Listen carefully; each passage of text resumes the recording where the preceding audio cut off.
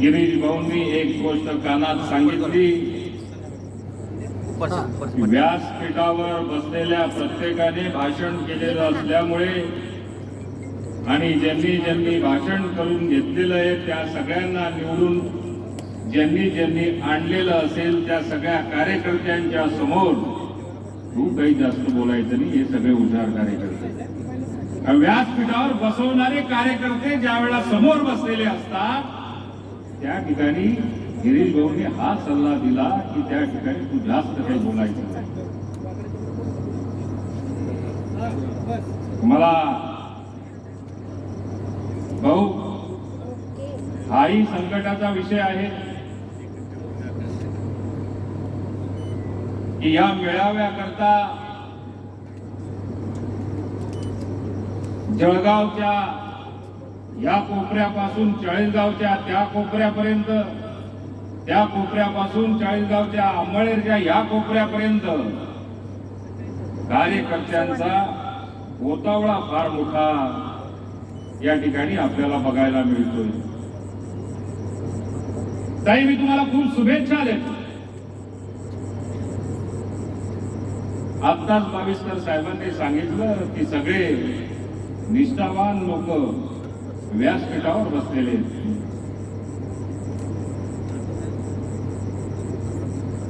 मी थोडा बघत होतो,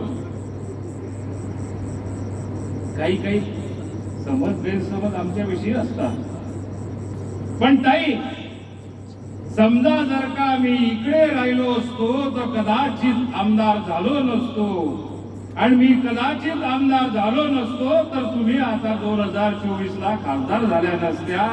हा परमेश्वराचा फार मोठा आशीर्वाद आपल्या दोघांना प्राप्त झालेला आहे.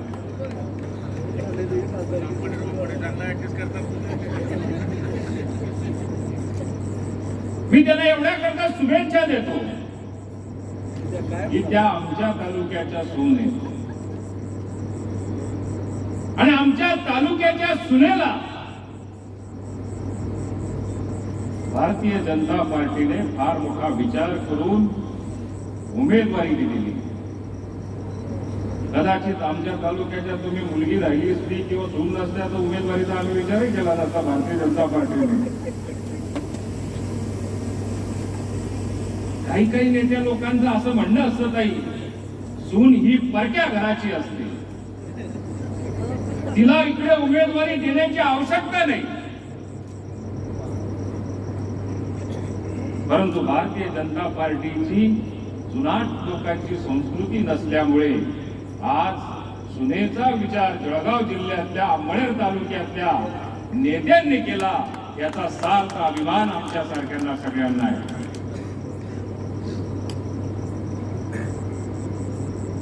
काही प्रचाराचे मुद्दे सापडत नाही,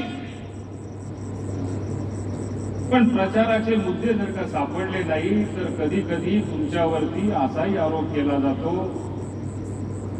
की स्मिताताई या बाबांनी पोरे. आता गिरीश भाऊ,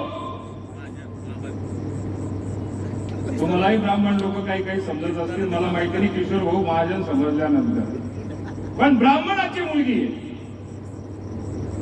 अशा स्वरूपाचा अपप्रचार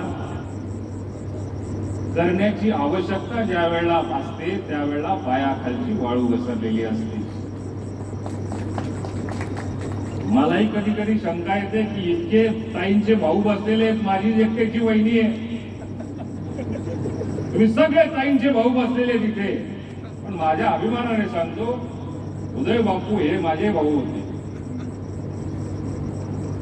त्यामुळे मी तुम्हाला काही वेगळं नातं लावेल असं समजण्याचं काही कारण नाही. पण एक गोष्ट नक्की आहे की ज्या वेळेला मी डाव्या बाजूला गुलाब भाऊंकडे बघत होतो, मला गुलाब भाऊ हळूच विचारत होते की काय बघतोय अनिल. ते म्हटलं मी तुमचा वाघ बघतोय. वाघ बघितल्यानंतर मी ताईंकडे दुसरा बघितलं आणि गुलाब भाऊंना सांगितलं वाघ जरी तुमच्याकडे असेल तर आमचा उमेदवार मात्र वाघिणी. वाघिणी सारखा उमेदवार आम्हाला जर का दिला असेल तर आपले प्रश्न जळगाव जिल्ह्याचे असतील, महाराष्ट्राचे असतील, देश पातळीवरचे असतील, ती सोडवण्याकरता आज आपल्याला उमेदवार हा अभ्यासू नेतृत्व असलेलं, ज्यांच्यामध्ये अनेक गुण असलेलं नेतृत्व आपल्याला बघायला मिळणार आहे. कार्यकर्त्यांचा मेळावा आहे. ही दोन गोष्टीवरती आपल्याला सगळ्यांना निवडणूक बघण्याची आवश्यकता आहे. नरेंद्र मोदी साहेबांनी काय केलं, राज्याच्या मुख्यमंत्र्यांनी, उपमुख्यमंत्र्यांनी काय केलं, आपल्या जिल्ह्यातल्या मंत्र्यांनी काय केलं, याच्यापेक्षाही विश्वास आणि आत्मविश्वासाची ही खऱ्या अर्थाने निवडणूक आहे. आपल्याला सगळ्यांना पहिली गोष्ट ही असला पाहिजे की आपल्या स्वतःमध्ये आत्मविश्वास असला पाहिजे, आणि आत्मविश्वास असला पाहिजे तर कुठल्या गोष्टीचा असला पाहिजे. आपल्या सगळ्या कार्यकर्त्यांना आत्मविश्वास असला पाहिजे की आपला खासदार हा प्रत्येकाला उपयोगात येणारा असला पाहिजे. आपल्याला आत्मविश्वास असला पाहिजे की देशाच्या पंतप्रधानाने आतापर्यंत देशाचा विकास जो घडवलेला आहे तो विकास जनतेपर्यंत पोहोचून आपल्या मतपेटीपर्यंत मतदारांना नेण्याचा आत्मविश्वास असला पाहिजे. कार्यकर्त्यांना विश्वास या गोष्टीचा असला पाहिजे, कारण व्यासपीठावरती बघितल्यानंतर जवळपास 23 पक्ष महायुतीमध्ये आपल्याला बघायला मिळत आहे. महायुतीमध्ये एखाद्या नेत्याने जर का निर्णय घेतला, एखाद्या नेत्याने जर का महायुतीमध्ये समावेश करण्याचा निर्णय जर का घेतला असेल तर त्या नेत्याचा विश्वास संपादन त्या पक्षाने, त्या पक्षाच्या कार्यकर्त्याने त्या नेत्याचा विश्वास संपादन करण्याची आवश्यकता आहे. राष्ट्रवादी काँग्रेस पक्ष म्हणून अजितदादांनी जो निर्णय घेतला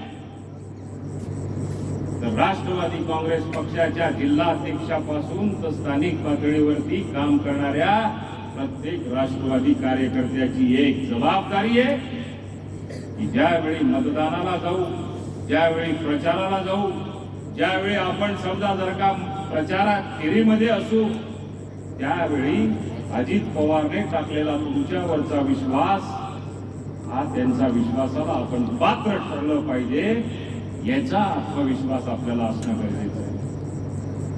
शिंदे साहेबांनी जर का निर्णय घेतला असेल तर शिवसेनेच्या कार्यकर्त्यांची जबाबदारी येते की आपल्या नेत्याचा विश्वास बळकट करायचा असेल तर उमेदवार भले भारतीय जनता पार्टीने दिला असेल त्याच्या चिन्हाकडे न बघता, त्या उमेदवाराकडे न बघता आपल्या नेत्याचा विश्वास बळकट करावा, याच्याकरता आपल्याला काम करण्याची आवश्यकता आहे. धनुष्यबाणाला मत दिलं महाराष्ट्रामध्ये तरी सुद्धा ते नरेंद्र मोदी साहेबांना जाणार आहे.